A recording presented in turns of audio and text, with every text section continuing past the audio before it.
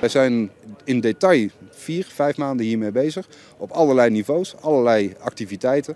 Op de haventerrein, maar ook qua verplaatsingen. Over de weg, op de trein.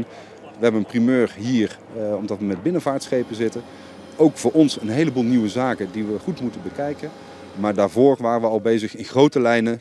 Kijken of het past in het grote plaatje van onze activiteiten, Amerikaanse activiteiten en vooral onze civiele partners. This is a big operation for my brigade combat team. To have the opportunity to come here and do this is one that we take full advantage of.